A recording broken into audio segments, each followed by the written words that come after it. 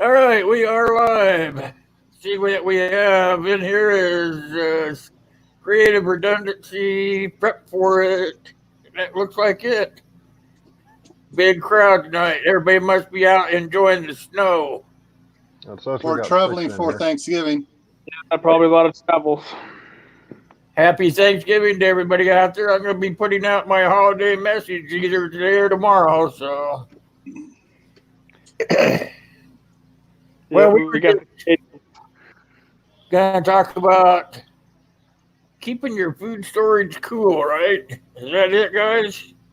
Well, old school Storage. weather food storage. yep, old school food storage. Yeah. Yep. How much do you need?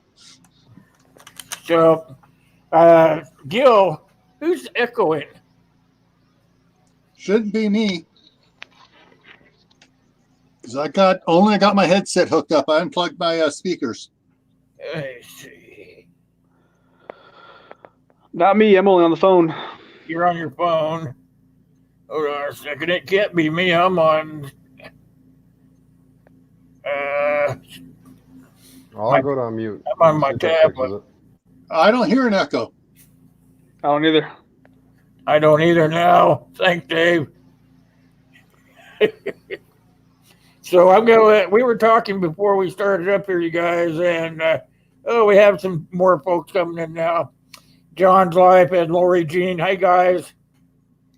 We were talking before we started up here, and I'm trying to get my thing started back up. I hate these S pens.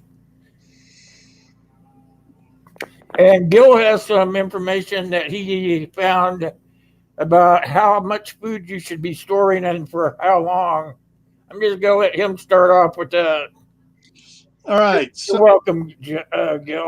All right. I found a site called providentliving.com. And they have an auto calculator on there. Here, let me move my over here. I'll move it over to my second screen here. Okay, there it is. And basically what you do is you put in the number of weeks, number of adults, number of children under 6, and then you hit calculate, where you can start over and redo it. And then it gives you grains, legumes, dairy products, sugars, leavening agents, salt, fats, and water. The water only gives you a 2-week shot at it, but because water's so hard to store in volume. But you can put any number of weeks in. You can put in, I put in that. What I showed there was 26 weeks, half a year, and you had like almost 1,600 pounds of grains, including corn, wheat, rice, barley, pastas, whatever. So it's free to use. You can just go on there. It's providentliving.com/food-storage/food calc, CALC. And Are you gonna put that in the box? I will. Give me a few minutes because I don't have the other one up. Just give me a few minutes and I'll put it in the box there. Hi, Kyle. How you doing? I see Kyle came in. Wes S is here as well. Robert and Cindy and Old Man. Welcome, everybody. Today we are talking about food storage. In the old days, how you would keep it cold and keep it from going bad. Not like if we were just today, back in the old days. Gunslinger, hey, Ryan the Gamer, good to see you. I came up with a couple of ideas on it, and that would be that one of the ways you can do it is you actually make some root cellars. These would be like for your vegetables like radishes or potatoes, stuff like that. You can put those in like trash cans, and then you can dig down in the earth. That's how they did it back in the caveman days, probably. But you would dig down in the earth till you got down into like the the cooler temperature type of dirt and stuff, and then they would put trash cans down in there, make sure that the lids were watertight and stuff, and then they would put their vegetables and stuff in there. Then put the lid back on there and cover it back up, and that would keep their food cool so it wouldn't spoil. That was one of the ways that I found that they did it way back before I was even born. All right, I threw that link in there for Provident Living.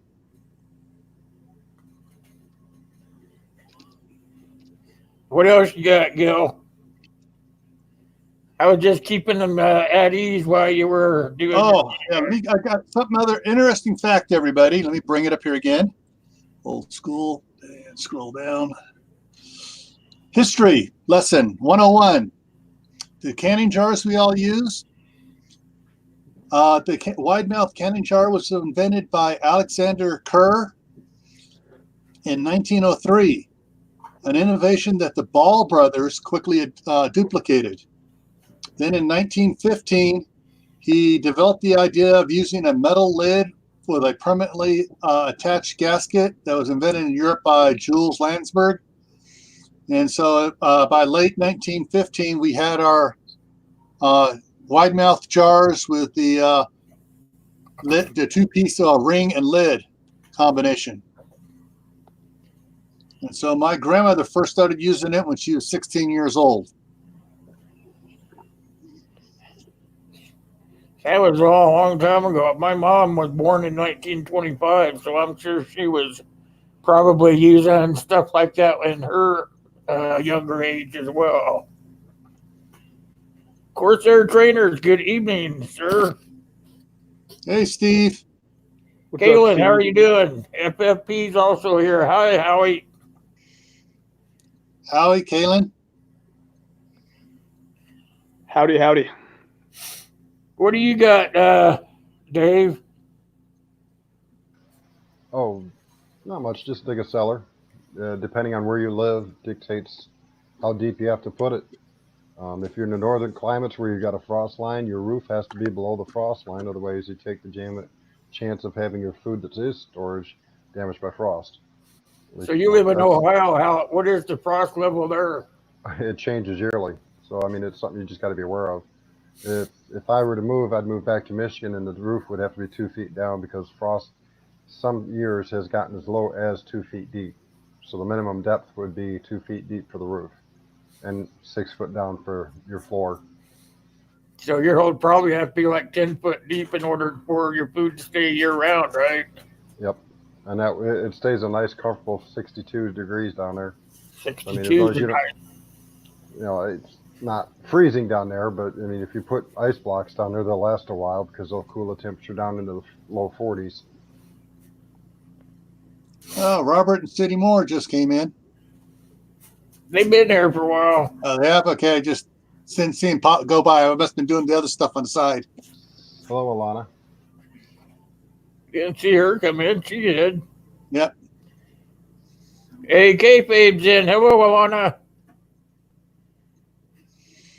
Let me see. I'll get back to these other things I found for you guys. Another way is bury an old freezer. Find out where your frost level is in your ground, wherever you're located at, and dig 3 feet below the frost line. Just kick an old freezer or ice box or something off into the hole, and then get down in there and muscle it around, I guess would be the best way to put it. Yeah. Make sure that you're staying below the frost line, because you're wanting to be able to access that year round. I'm not sure. They would have to probably dig a pretty good sized hole for one of those, because you would want to make sure that you could access it. You might want to make it so you could make a stairwell to go down in there, Yeah. That would make sense to me anyway. They do have blueprints on how you can make them, but I'm pretty sure that after you dig a big hole, you're going to have to figure it out your own way anyway. Right. Or that's how I would be anyway. In the chat there, 320 Homestead. I want to build a Wallapini. I want to build one too. Seriously, I looked that up. I saw a great video on it, and it's like, yes, it'll work here where the snow is and everything in Ohio. I want to build one of those. Basically, it's like a greenhouse that's mostly buried, and it has pipes going out, so you keep your temperature at 55 degrees in there, so the stuff doesn't freeze, and it keeps it cool from overheating in the summer as well.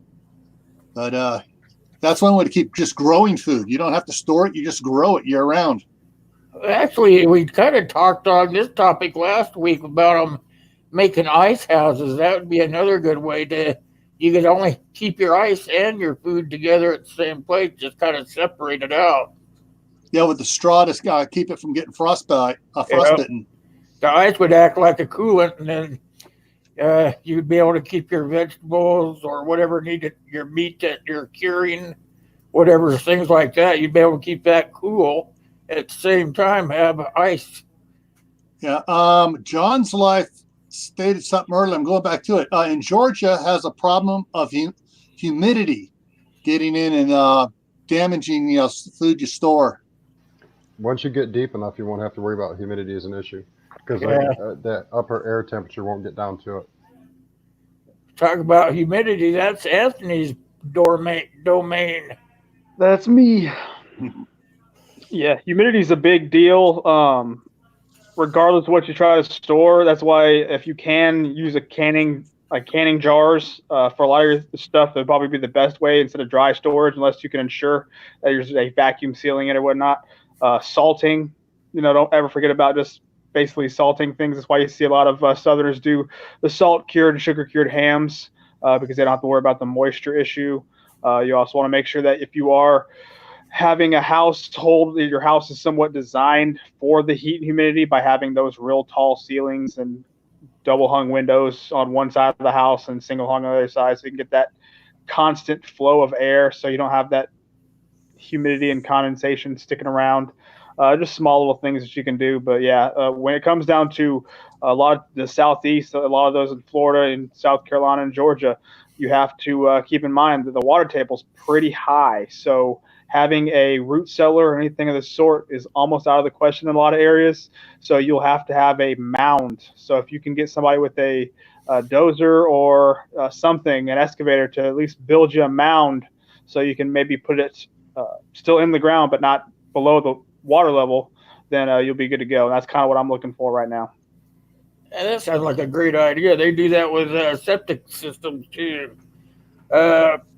Kaylin's got an idea. She says she had no place to dig a hole. So what would that be? You guys think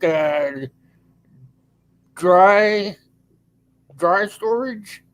Yeah, if you can't dig a hole, you dehydrate a lot of your foods, your vegetables and stuff like that. To dehydrating. Once you dehydrate it, you put it in a jar or a plastic container with the oxygen absorbers, and then depending on how her home is situated, where if they got an attic space they can get to that has enough insulation between the ceiling of the house and the open space of the attic, where the attic will still be really cool from the cold winter weather, you can just lay some boards out there and just stack stuff up there. It'll be cooler than down in the house. So that helps preserve stuff. But your canned foods, if you got a can, professionally canned, if you can get it. If not, you just try can what you can, and do the best you can on it. Because like anywhere, it's a learning process. You got to figure out what works best in your area. Because what works best for Anthony doesn't work best for me, and definitely the other way around. Yeah, yep. Exactly. But dry canning is, I would think, if you don't have any place to do it, dry canning would be my idea of perfect, and then just keep it in a dark, cool room or something. Yeah. Well, the plus side of my area down south versus somewhere like Gill is we don't have those hardcore temperatures, so we can leave a lot of stuff in the ground. So like a lot of my, carrots, turnips, all that stuff can stay in the ground until I need them. And we grow winter wheat here. That's usually when we actually can grow them. So the times that they can't grow up there, we can put wheat down and we'll be ready to harvest in springtime. So when it comes down to like actually needing, we almost have 11 months where we can really grow things down here. So that's kind of the plus side of living down south. Yeah. I mean, that'd be the same thing for Steve at Corsairs Trainer. He's down in Southern California. I mean, you just got to worry about an occasional frost that hurt the orange crop down there. He's still in California. I'm gonna make two things real quick. If you're in a high humidity area, you're gonna need more than just an oxygen absorber. You also need a moisture absorber as well. Right. So make sure you put both in. Oxygen absorber will not take care of any moisture that develops, and I would double up on the moisture absorbers in a humid environment. If it says 1 per pound, I would put 2. They're usually pretty inexpensive when you buy in bulk, so that's it shouldn't be an issue. And Robert and Cindy Moore, if I remember correctly, let me check real quick. Yeah, they have 5 5-gallon buckets of salt and Mylar. And CR was mentioning the fact that salt and aluminum will oxidize together, and that's a fact. If you're going to store salt, sugars, and stuff like that, put them in a plastic bag, put your oxy absorbers in there, moisture absorbers, then put that inside a Mylar bag and seal it. That way the food doesn't actually contact the outside of the Mylar, because it will deteriorate over time. One other thing, too, we haven't touched on, which is a modern equivalent of the canning jar for dried goods. That's those vacuum sealed bags with the heat seal on it. Put your stuff in there and just sucks all the air out. You can also toss in a moisture absorber and oxygen absorber in there before you suck the air that's in there out. And you can do those. And heck, those type bags, if you don't have a rodent problem, which most people do, though, if you don't have a rodent problem, you can stick those under the house. But if you have a rodent problem, you can put those in 5-gallon buckets and put the buckets under the house. And the other thing is, you really don't need Mylar on like salt and sugar as long as you put them in a big bag and seal it up with like you say, an oxygen absorber or moisture absorber inside the bag with it. If you can just seal the bag up, you really don't need the Mylar. You can just put it in a bucket with one of those redundant lids on it.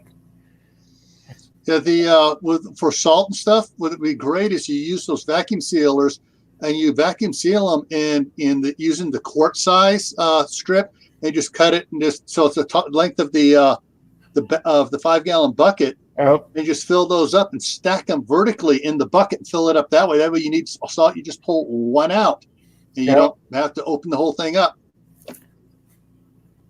That's something how I do for my meals in the summertime. If I was going to be going out, and instead of having a bunch of sandwich bags and stuff laying around, I would just put little snacks like in those seal-a-meal bags and just seal them off into individual bags. Then just count your heads. That's what I did with the Boy Scouts, and count the heads of what number of boys going. And all I had to do was just go out and unroll the bags and look at it, say 1, 2, 3, 4, 5, and cut it off, and just take just what you need. So it'd be the same way with your sugar and stuff too,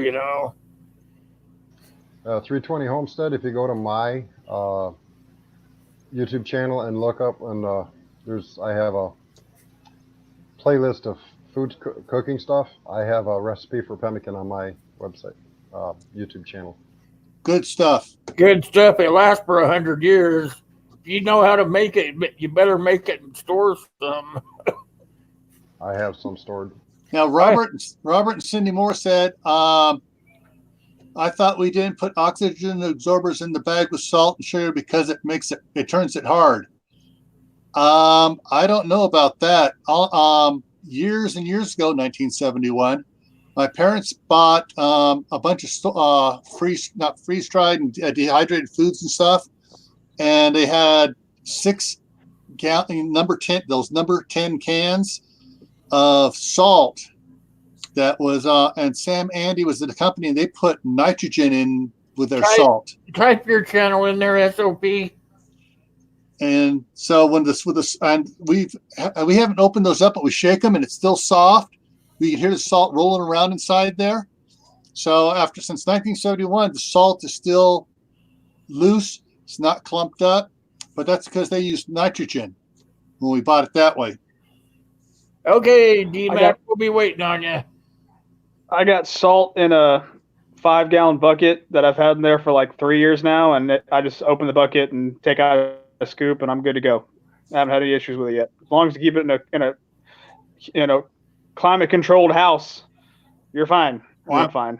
Well, it's like me, you buy a big sack of sugar or salt or anything that's granular like that, it's a spice or whatever.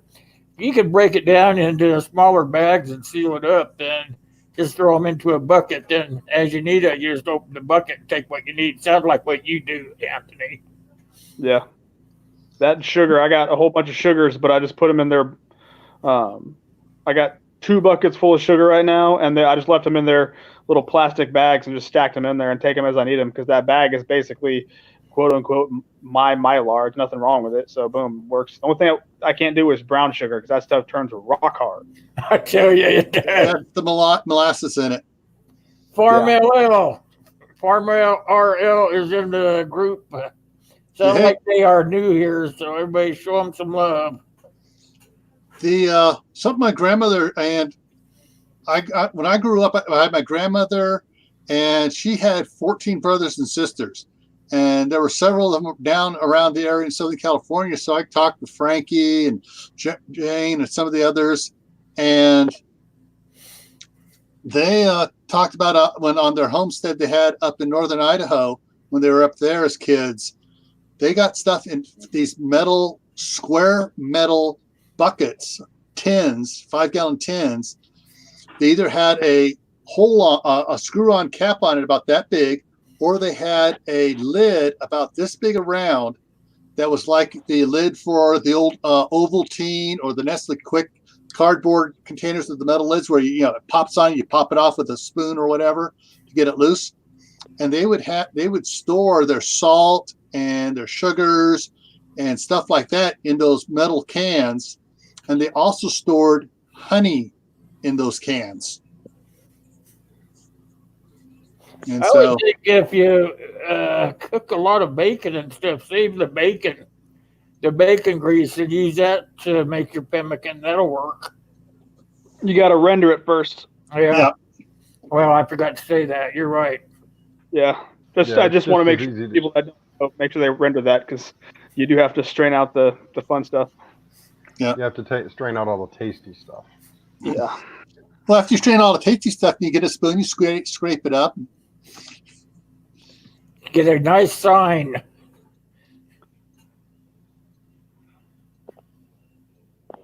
There are some other ways of making, let me see. What's another way? I got some other ways here. They say you can make a root cellar also have pallets.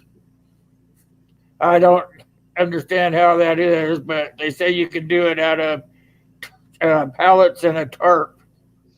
Yeah, basically you're just digging a hole and using the pallets to line it, and then with the gaps in the pallets, you can put planks across there to stack your food on it. I've seen those. And then you put another pallet on top, and then you put your tarp over it and throw dirt on it. And that way you come in from the side. Yeah, I guess that would work. Doesn't make much sense to me, but I guess that would work. Steve, rendering is basically getting the moisture out of it. Yeah, if you don't want to go through the hassle, rendering it, Walmart actually sells it nowadays. They sell beef tallow. What you want to look for if you go to buy it is tallow. That's pre-rendered fat. Yep. Yeah, and it's a lot healthier than the oils and the stuff you get that like the Crisco and the other stuff like that. It's a lot healthier. Yep. Tallow will last for almost 200 years. They found tallow from settlement days. It's still good. As to where Crisco and all that will actually go sour, tallow doesn't. Yeah, tallow is also what they used to use on board ship whenever they're trying to waterproof everything. So multiple uses. Multi-purpose item. Yep. And tallow is like beef, and lard is pig. So if you ever hear the difference, that's what it is. Yeah, Daniel Arms was talking about when he took some of his goats in to be processed. He asked the butcher for all the fat back. Of course, there's not much fat on the goats, and he did the same thing when he took his one. He does one steer a year, and when he get that back, and that was so he and his wife could render it and make tallow. Yeah, basically all you do is you just heat it up for a long time and get all that moisture out of it and skim out the debris and nastiness, and you'll get it stuck with a nice white fat, pure fat. Welcome to the group, Cruiser Max. Wes S says tallow makes good grease gun grease. Grease gun grease. Hey, I wouldn't doubt it.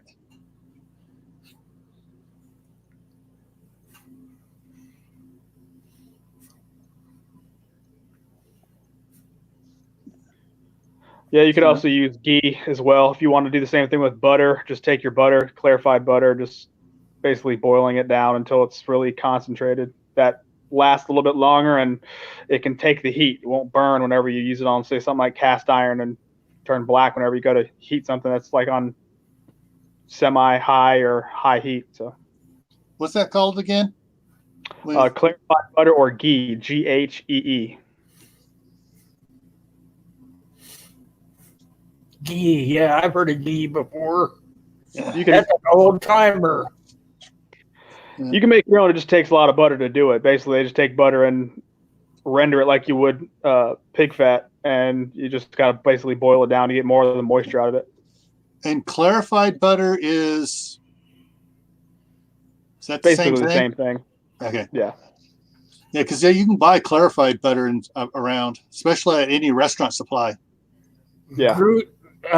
FamRL says gruzel, and it's fat lard, pork fat. Same as pork fat, gruzel, Greuzel. Gruzel. That sounds like the German variant of it.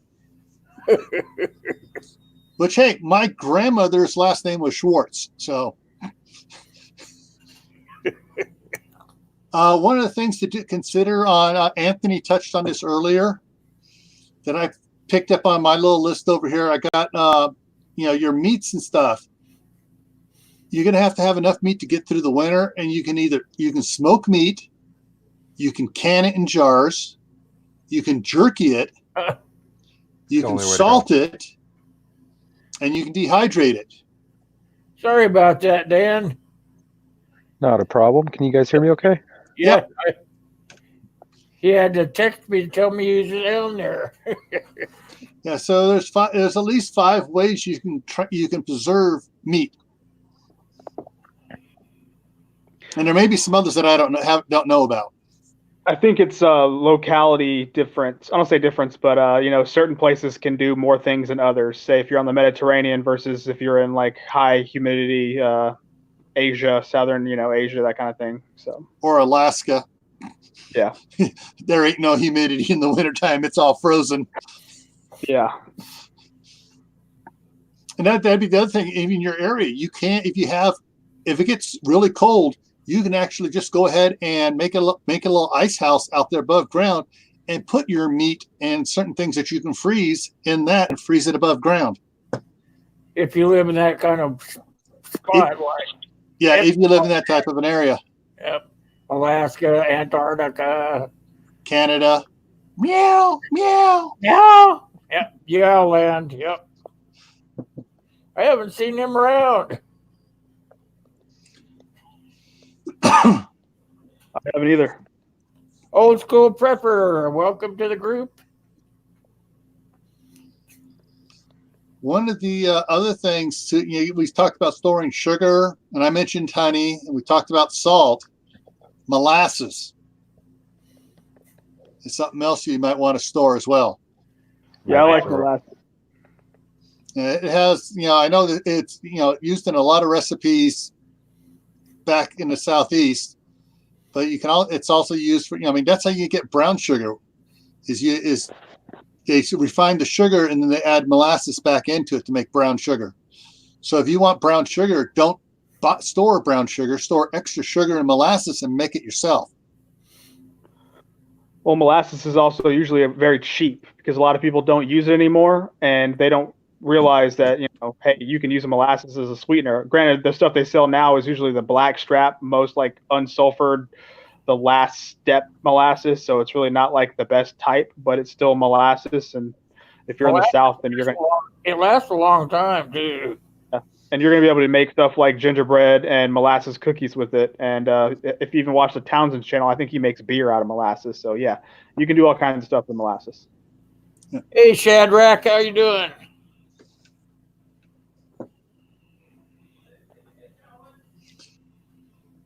And then, of course, there's your regular stuff like your wheat, your rice, your rolled oats, your unrolled oats, your bulk corn. And other dried goods like that. You just, you need someplace just dry. They're dry storage. You can store them in jars. You can store them in plastic buckets. You can store them in Ziploc bags. You can store them in sacks, like flour sacks way back when. Yeah. Old school prepper says it doesn't matter what kind of maple tree you got. You can still tap them for their syrup. It's actually, and there's a lot of other trees as well that you can tap. I was reading a thing on it, and of course my brain had a brain fart. I can't remember the other type of trees, but there's a couple other trees that they use for tapping into sugar. Birch and black walnut are the main ones, but you can also do sycamore. There you go. That sycamore was one of the ones they also mentioned too. Yeah, I was thinking that too. I want you to chime in there, Dan, since I can't see you. Give us some of your wisdom. I'm here. I'm just listening to what you guys have to say. We're trying to talk about storage and about like. You guys talking about fighting driver. I can't hear you. You're breaking up. Are you in the car again? I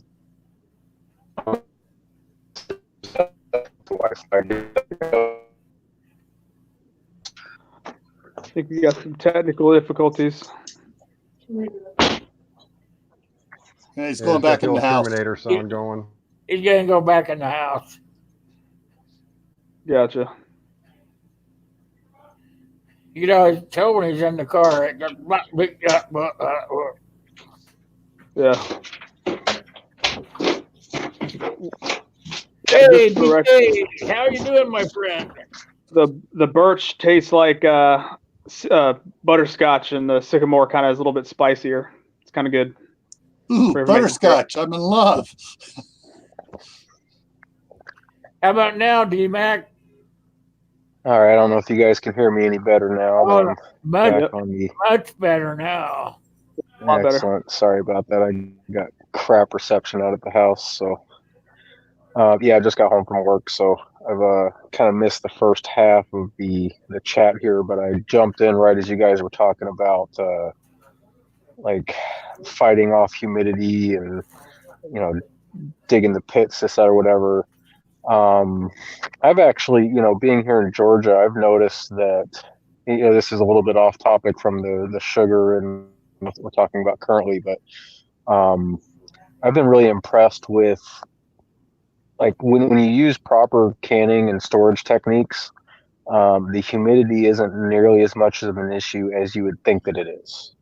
My dad and I, he's had buckets of wheat down in the crawl space underneath the house for like 30 years now.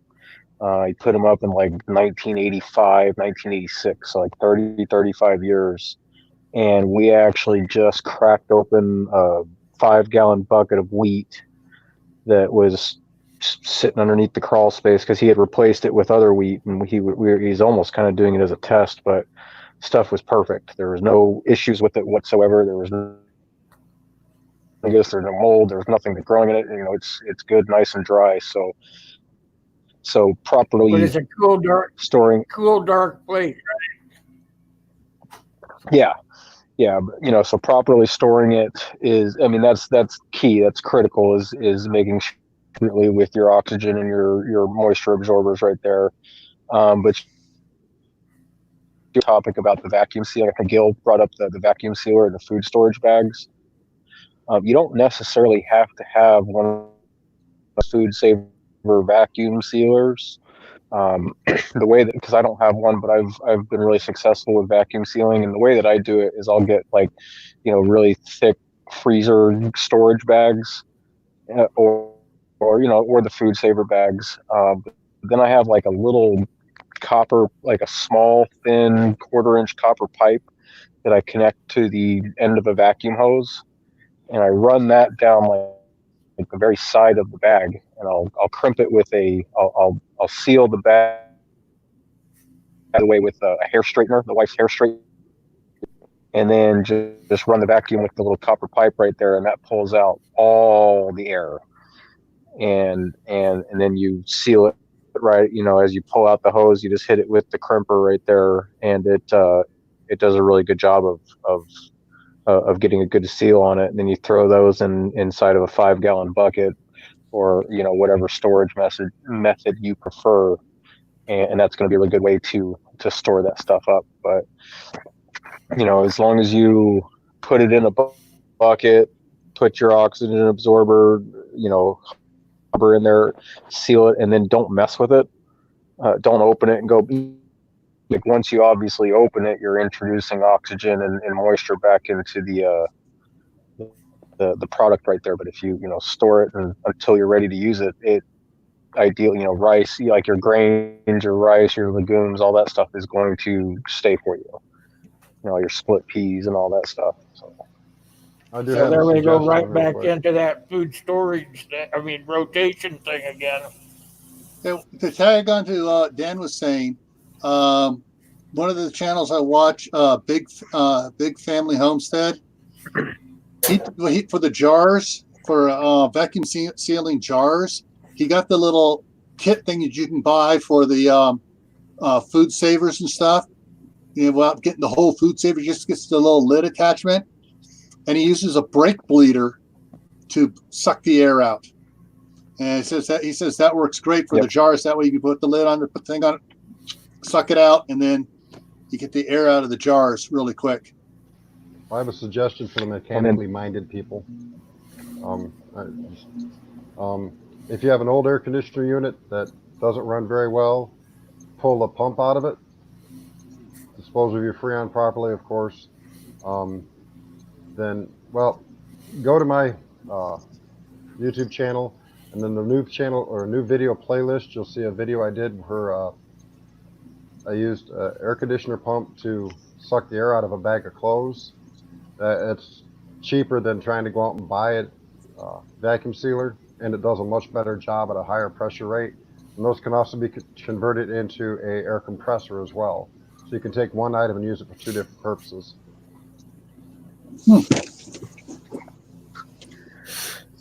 And then sounds like a great idea. Random alternative to your moisture and your oxygen absorbers are those little hot hand, self-warming hand warmer thingies you get at the sporting goods store, wherever. Those do a really good job of eating up oxygen moisture. I didn't know that one. That's interesting to know. I'm going to have to put that on my list. Oh, you should be able to use like those mini torches and stuff that you can use for sweating pipes and stuff. Those should work for being able to seal your bags. If it's a Ziploc bag, you Ziploc it and then just take that torch and melt that zipper so it's not zipperable anymore. After you get it pulled over there and flush the air out by hand. You get the air out, and then you can take a torch behind it and just kind of melt it together. Just use steam. Yeah. That way you're not having to worry about the carbons from all the plastic getting in your stuff and tainting things. Just steam will melt it to the point where you can just smash it together. Yeah, you don't want to get too hot with the torch there, but The other thing you can use, my wife had an old curling iron. Those things get hot. Yeah, they do. And the excess on your Ziploc bag, you have like one of those little rollers for the screens, for putting the screens in, and just run that across there. And that might be all you need just to seal it up a little bit beyond the Ziploc. Yeah. I went out to the thrift store and got a hair straightener, like one of those similar to a curling iron, but it has the flat irons on it. Right. And that works really, really well for sealing plastic. So Another thing is, I was thinking about this for Kaylin. She was talking about she didn't have a place to dig a hole at or anything. She could take and put her vegetables, just have them in like, those thick produce boxes and stuff. You could take those boxes like that and just store them into closets or whatever where it's cool. You could make sure that part of your house isn't heated up and keep it cool, and then just rotate those boxes. Because you want to make sure that you're eating what you're storing. So you're going to have to rotate it in and out anyway. If you're not dry canning, or if you're not canning, then if you're just wanting to put some food back, but have it in bulk, try something like that. Well, then, the benefit that all you guys up. Go ahead.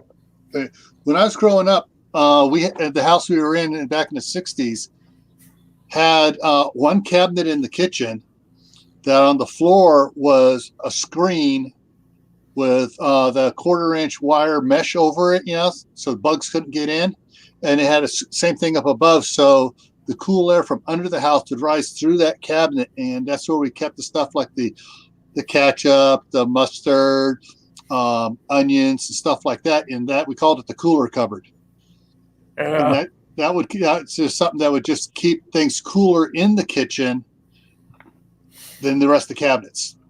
Like my grandpa, he lived in the hills of Tennessee, and he lived way out in the middle of nowhere because he had to tend to.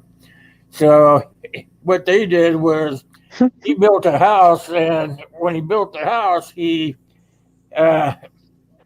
made a big giant hole underneath the house, and that was their cellar for keep all the stuff, the rye and all that stuff, dry and tinned it out of the way, And I remember my grandma going down there and doing her canning, and she kept all of her canned goods down there too.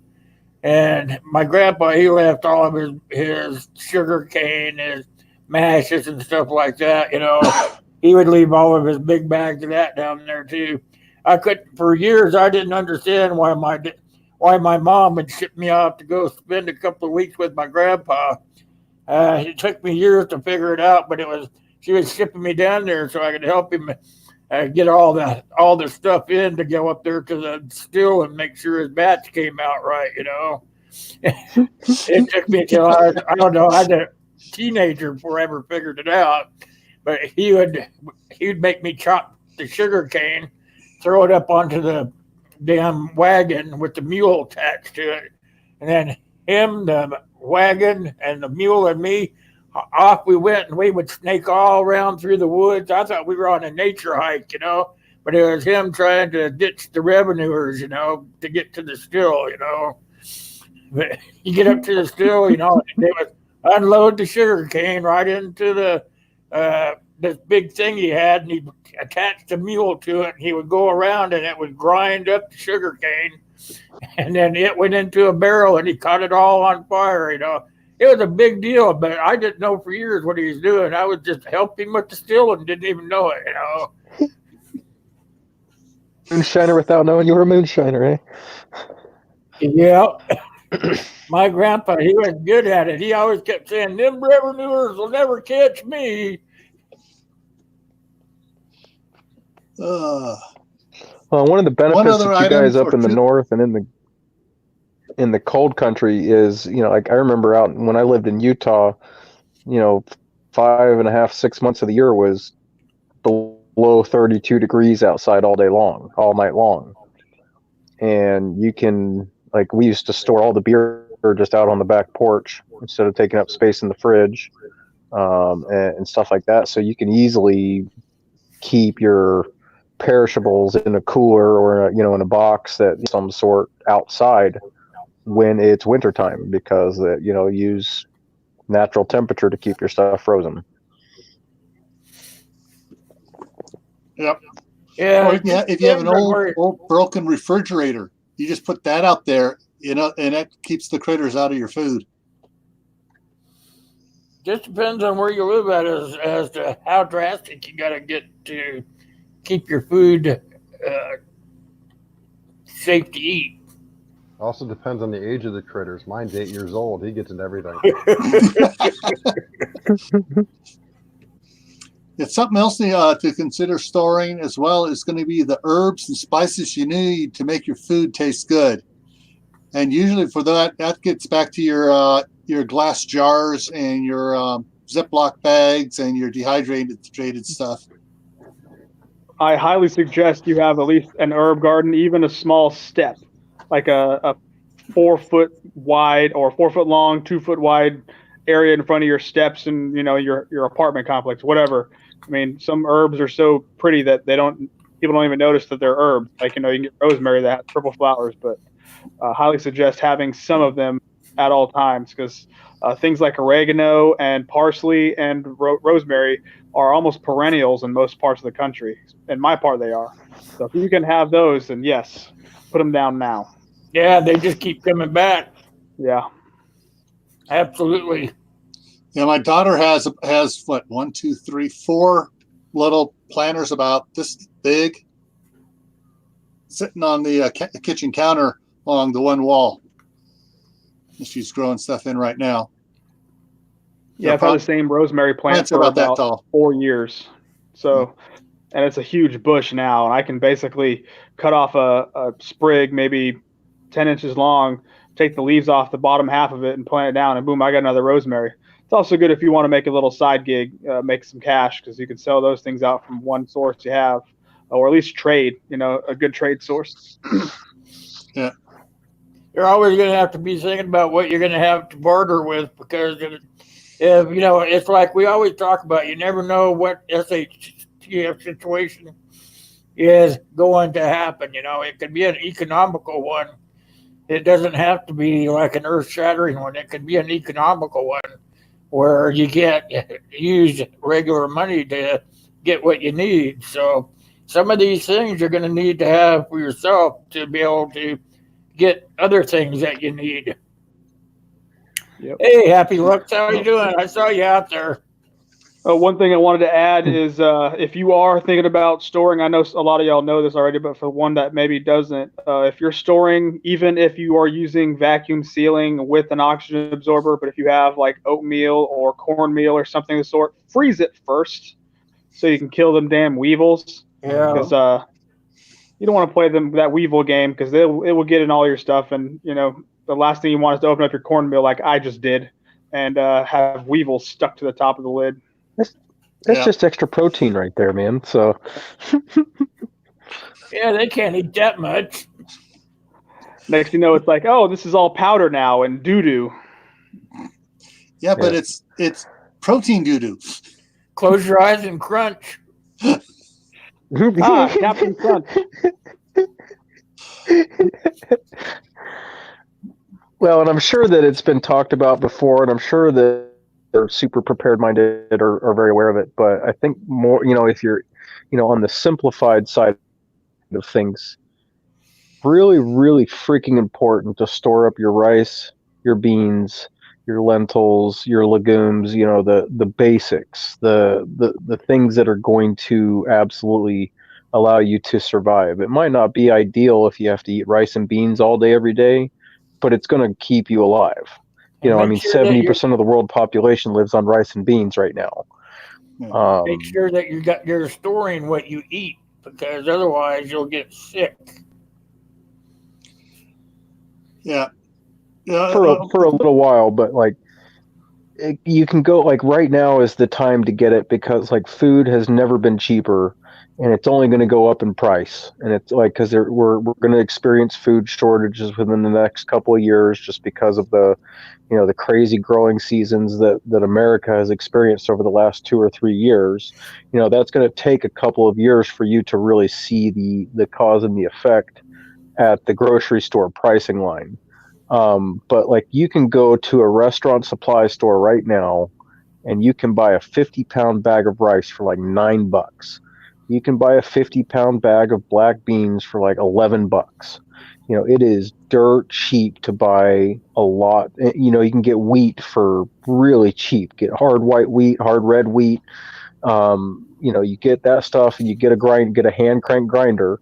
It's obviously not going to be ideal, but it will keep you alive. Well, hand grinders aren't even And that expensive either, Yeah. I mean, you can build up a 1 year food storage for like under $500. And that's where the spices and the herbs and stuff comes in, because you have rice and beans. You can season it different ways, and you wind up with a totally different tasting dish. Just by that how way, and what that you way put you in it. don't that way you don't get burned out. Right.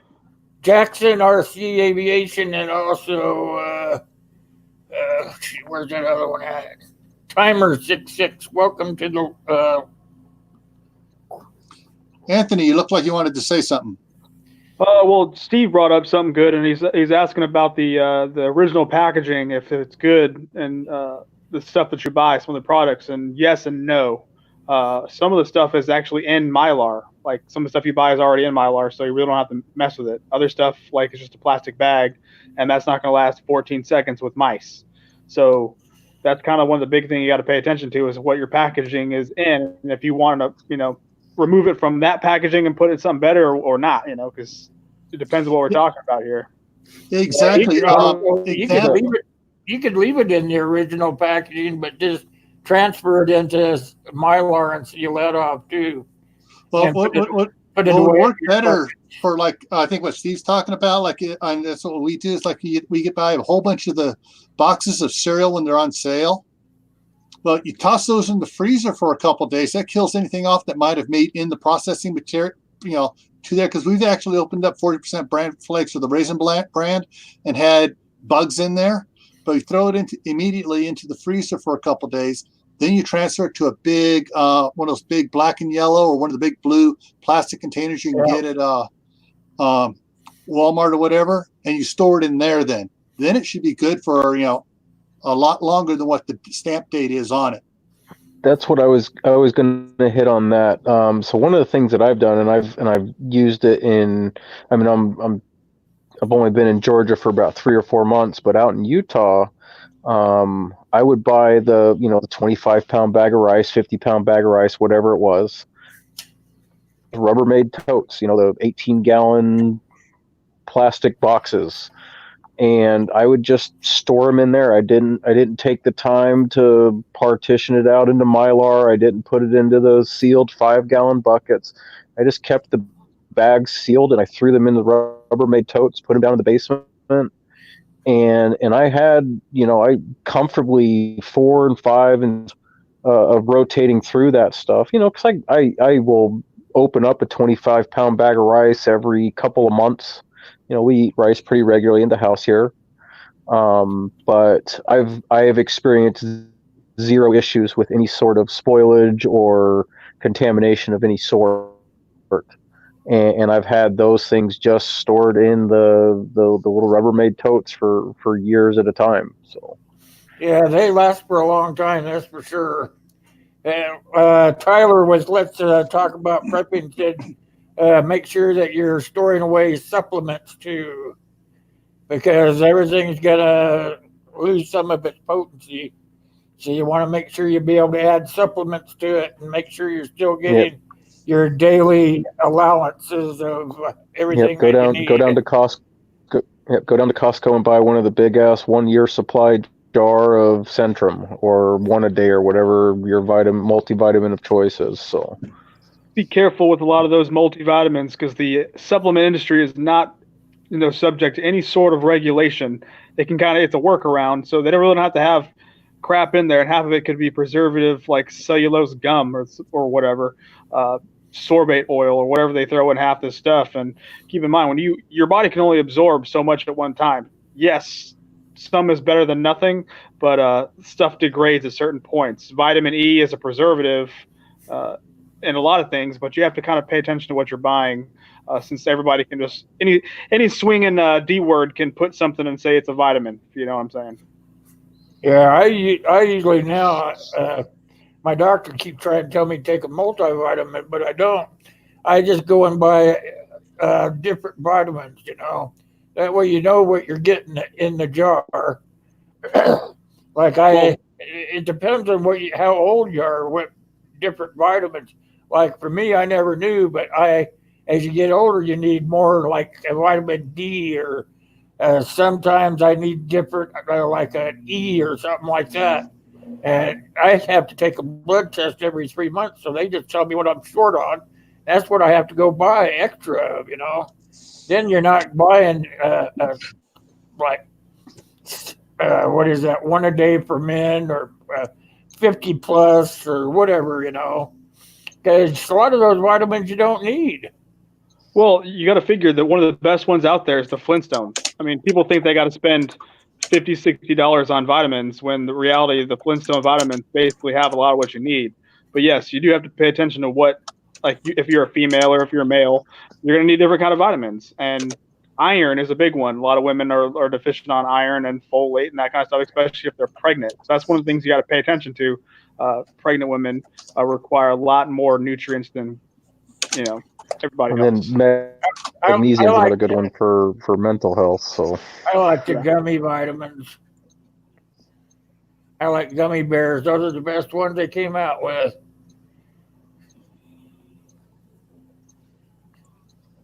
randomly, the gummy antacids are freaking excellent because it doesn't leave you all chalky and nasty when you have to take the I hate the old school Tums, man, but those new gummy ones they work wonders.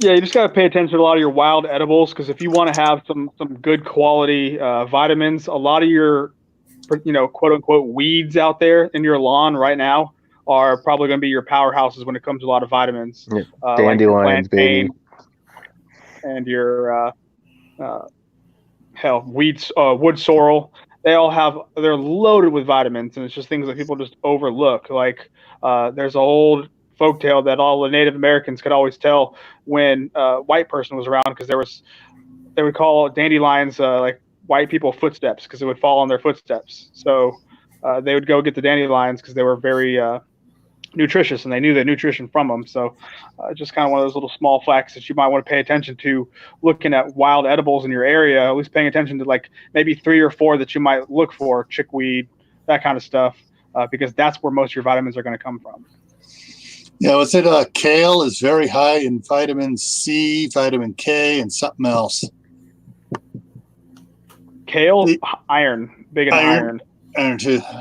I was just checking something here that some people have been mentioning in the side chat here about vitamin C doesn't store. Well, vitamin C doesn't store more than 2 days in the body.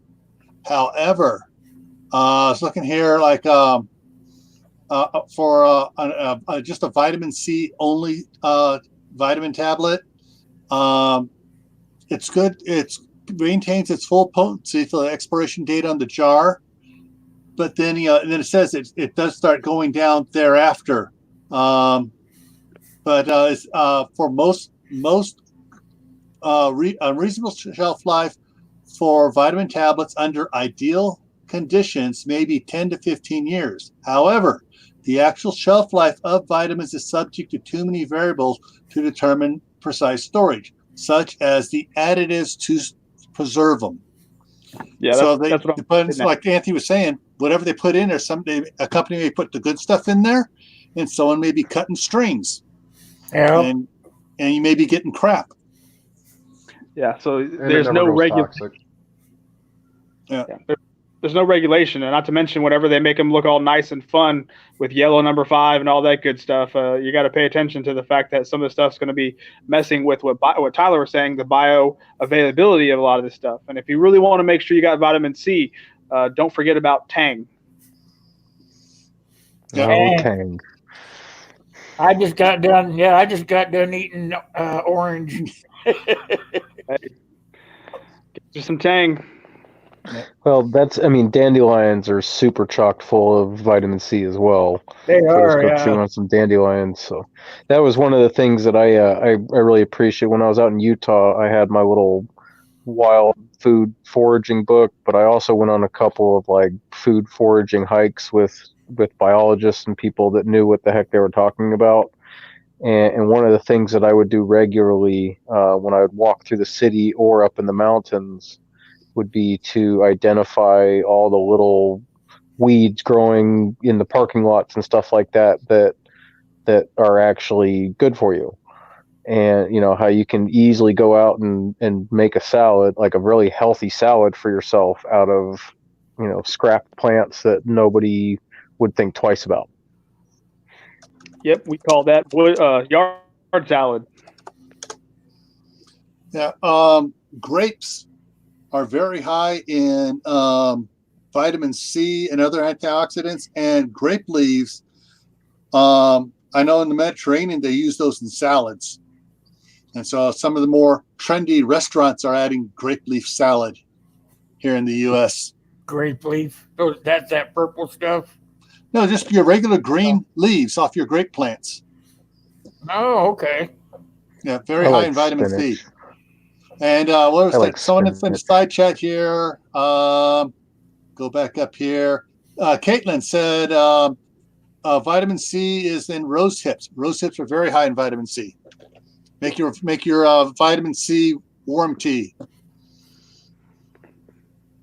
Yeah, I did a video on vitamins and whatnot. And there's the two that you're going to pay attention to are water soluble and fat soluble. The water soluble vitamins are the ones you can't store in your body, and vitamin C is one of the main ones. And the other ones are the B vitamins, which is why eating meat is very important, and nuts and that.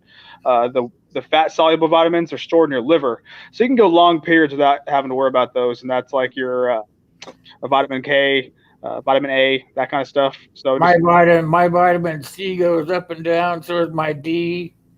I think my K does too. It's because I take so many pills. Yeah, vitamin C gets peed out. It's a water soluble, so whatever excess you eat, just you pee it out in a day. So that's why you got to keep eating it so much. That's why it's so important. And your vitamins and stuff, if you look out on your ones, if you see a jar that says take just one of these a day, or the other container says take it 3 times a day, 3 tablets, you break it. That's the one you want to take, where you can break it up, have one in the morning, one at lunch, one at dinner. That way You're not peeing everything out 2 hours later. Yep. Yeah. Like a lot of those ones you get from GNC, those are like multi-packs or whatever. All that is really expensive pee. That's why your pee glows. Yeah. Fluorescent, Anthony. It's called fluorescent. It really is. It almost glows in the dark. It's bad. My mom would take her vitamins that she couldn't get, you were supposed to take 2 tablets a day. She could only get the one. She'd break it in half, and she had her little pill box similar to this, and then she would put, only she had a bigger one. And so she had 3 rows, and she put each row be for each column then would be Sunday, Monday, Tuesday, Wednesday, that. And she put morning, noon, and evening vitamins in there. And that way she would remember to take it, all during the day, so she wouldn't be peeing it all out at once and not getting it when she needed it. All right, I think we covered everything. All right, can I fire one more thing off here? All right. On that Provident Living calculator, I put in 26 weeks, 6 adults, 3 children under 12. And from that, I broke it out for stuff that I would need to store to get me 6 months through the winter and into the first harvest. And I broke it out, the quantities down a little bit different. So I have like Smoked meats, 40 pounds. Canned meats, 400 pounds. Jerked meat, 75 pounds. Salted meat, pork and beef, 150 pounds. Dehydrated foods, 60 pounds. Bulk wheat, 500 pounds. Bulk rice, 400 pounds. It's Bulk in road- the stream, Steve. He put it up towards the top of the stream. I'll put it back in again here in a minute.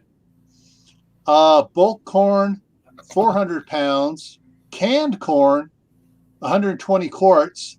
Bulk beans, 200 pounds. Other legumes, 150 pounds.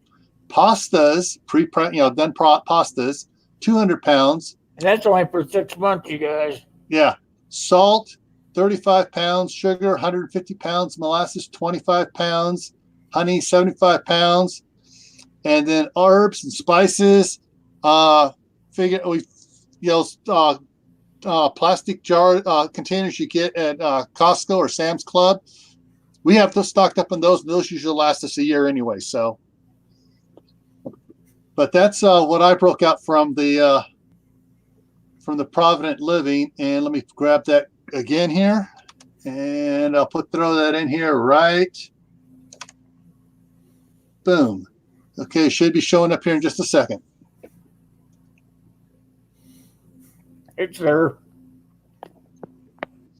I don't know if the Provident Living calculator is the same as food storage calculator, but that's another good one to look at is the LDS foods, because they will absolutely break it down to how much you need per person, per month, per year, per however long. So yeah, they rolled it over into the Provident Living one, and so you can put in the number of people, adults, the number of people under 12, and you put in by week. You can put 1 week, 2 weeks, 10 weeks, whatever number of weeks you want to put in there, and it'll tell you how many pounds of grains, legumes, sugars, fat, and it even talks about go back and look at it here real quick. The leavening agents, so yeast, baking powder, baking soda, powdered eggs, etc., like that. So one quick question I wanted to pose to everybody on the panel before we get out of here. I know you're trying to get out of here pretty quick, Will, but how long do you guys feel is I never get out of here on time. Yeah. How long do you think, or how much do you think minimum as a real of food storage? Like, what's your minimum amount that you feel that you need to have stored, and what's your ideal amount that you feel that you need to have stored for like catastrophic grid down situation? Well, I think if you're just beginning, you need to have at least 3 months. But ideal situation would be to start for 6 months and then go to 12. And I would end up at 2 to 3 years. 2 years would be close enough. Like, you have to start somewhere. Everybody starts somewhere. Everybody's life is different. But I was always taught to do it in that realm like that. Go 3, 6, 9, 12, till you reach 2 years. But now that I've been doing it a while, I would think 3 years would be the tops. And that way you would have enough time to be able to start doing for yourself by that time, putting in fields and buying animals and doing all the stuff that you need to do to be self-sufficient. I like 2 years because 2 years gives me enough of a leeway just in case the first year is a failure on my crops, and I can really get a good set of my livestock and my crop rotation down so I can stash some away. But 2 years ideally, just in case that first year is a bust, because you never know. I agree with the whole 2 year thing, but I'm going to also add that you need to mix it up between perishable, non-perishable, as far as MREs, which are not the greatest tasting, and make sure you chew the gum afterwards, and dehydrated, freeze-dried stuffs. Mix it up. And remember one key thing, prep what you eat what you prep. Because if you don't eat what you're prepping, there's a high probability you'll develop a stomach issue. and you'll be doing a Hershey squirts for 2 3 weeks after you eat something you haven't never eaten before, and it's not a fun proposition. And that's the other thing you should have in your preparations is ammonium AD, Pepto-Bismol, Tums, stuff like that. I would say, all right, if you're just starting to store food, get 1 month as fast as you can, 1 month, and then start building on that 1 month, rotating through it until you can build up to 6 months. And then once you're at 6 months, then you start buying bulk food on sale. When you can afford it, set money aside. You have to have a budget to do this. My goal is to goes off of all historical stuff, both biblical and non-biblical stories, as far as famines and droughts and stuff like that. I want to have 7 to 10 years stored, because if there's a major drought or whatever, or there's some issue with whatever the reason for the Tawaki event is Yellowstone blowing or the Long Valley Caldera blowing, that you're going to have 2 years where you're not going to be able to raise diddly squat. Yeah. It took several years before the area around Mount St. Helens started allowing stuff to grow again. 3 years.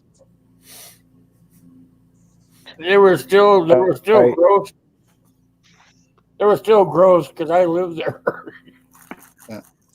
Some of the areas that were And covered, it took a while for those areas to be able to grow. The heavily covered areas.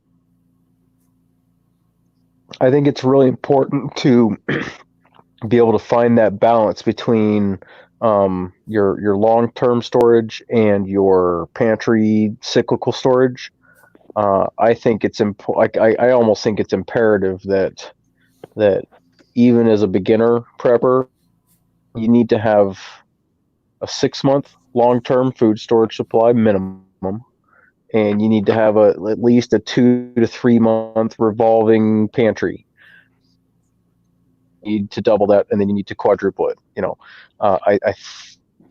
You have to be able to go for at least a long winter without being able to acquire external food support. So you need to have that. And when I say long-term storage, that's where, as SOP was saying, that the balance between the MREs, the freeze-dried or whatever, I think it's really important that you have at least 6 months worth of long-term food stores that you can set and forget for 10 to 15 to 20 years and not have to touch. It's stuff that you're going to eat, but it's stuff that you're not going to even think about touching on your daily food necessities, because that is your insurance policy right there. It's not something that you want to accidentally eat all the sugar or this or whatever, and then when the balloon goes up, you don't have it because you revolved through it. So I think it's really important. I know a lot of people do the long term versus the short term, but I don't think as many people focus on the importance of having that set it and forget it food storage. It's like having a big bank, a savings account that you don't touch for anything other than emergencies. You have to have something to cover your ass when your ass needs to be covered. No, I would say on that, add a caveat to that, is the that answer is no. Tell him, Steve, that body fat doesn't count. Yeah. Yeah, Steve. What I would add as a caveat to that, Dan, is that once you have your long-term up over 5 years, to start rotating some of the oldest of that as you add to it and then you add 3 months to it and pull 1 month out of it and run that into your rotation.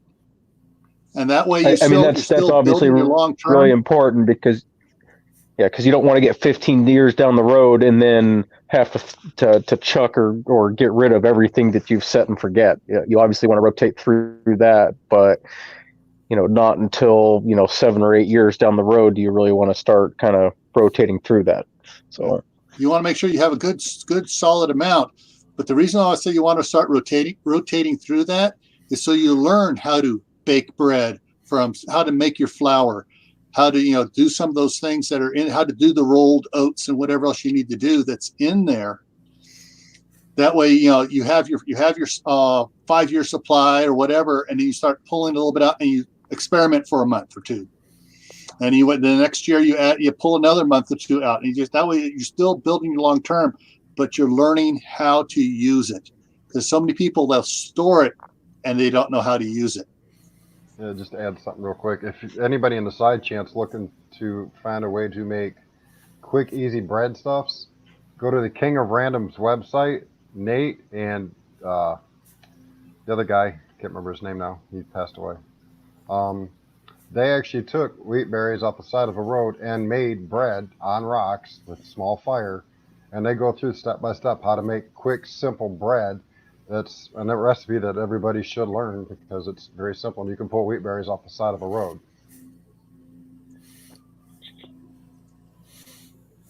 Yep. All right. Anything else from the side chat? I think that was good. So Tyler says body fat does actually count. Well, if you watch the TV show alone, you know that it makes a difference, but you still, it's not the end all be all. And the problem is your body, is still going to try to replenish that fat you're burning off of it, and your body really doesn't use that much of the fat. It just sort of, if your intake lowers, some of it just goes away and is processed out. There's one more thing that a lot of people don't understand too is if you decide you don't want to eat a whole lot right now and you decide to cut back on your eating because you're trying to save everything, your body will go into starvation mode. 99% of what you eat when your body is in starvation mode goes directly to fat. Your body stores it as fat because your body thinks you're going to starve without it. So if you go 2 weeks without eating, the minute you start eating again, half of what you're eating is being stored as fat. The nutrients that you would normally get from that food are gone because your body won't process it the way it does right now while you're eating every day, 3 meals a day. Your body changes. It's a scientific fact. I don't remember where I read it, but it was many years ago. But your body will go into starvation mode. Yeah. Yep. It's part of ketosis, and you also don't want to relying on nothing but body I need fat. to find that starvation mode. You don't want to rely on too much because your brain can't function on fat. Your brain can only function on sugar, like carbohydrates. So remember that whenever it comes down to living off body fat, your brain function is going to go because your neurons can't fire without anything but a sugar. Yep. Cruiser Max says he has a surplus too. Yeah, I need some of that starvation mode. I hear you, No, brother. actually, starvation mode is bad for your body. Starvation Yeah. mode is worse than actually eating bad food. The starvation mode makes your body put on more weight because it thinks that you're not getting enough, so it starts packing on. That's what for wintertime, the body naturally puts on a little bit more weight during the wintertime. It's not just Thanksgiving and Christmas that packs it on, because the weather itself causes your body to change as well. Oh boy, I got a lot to look forward to. Sunlight makes a difference, and so does the fact that a lot of people are not drinking as much water too, because it's cold outside, so they're not hydrating like they're supposed to be. Yeah. You've seen me drinking No, all the during average the chat. American is like 30 to 40% dehydrated on a daily basis. So we all need to drink more water than we do. They are like 8 hours away from having massive headaches because they're that dehydrated. Yeah, I think I read something about that. Yeah. So this is my third bottle of water today. This is a 40-ounce container. I have an alarm that goes off on my watch every hour and a half that tells me to go drink at least 16 ounces of the water. So, All right, you guys, we're gonna end this up. It's getting late. Everybody, tell the side chat goodbye. Bye, side Bye, chat. side chat. see you later, guys. That was way fast. I want to thank everybody in the side chat for coming by tonight, as usual. ran over time, but that's nothing usual for Monday night. So we'll see you guys next time. Don't forget Wednesday night we'll be out here again. It'll be Dave's turn to put his up. What time do you start, Dave? 9:30 Eastern. 9:30 Eastern. So you guys want to come Basically, the same time we started tonight. We will be here again on Wednesday evening. Till then, you guys, thanks for coming by, and I'll see you next time. Absolutely, Caitlin. See y'all later.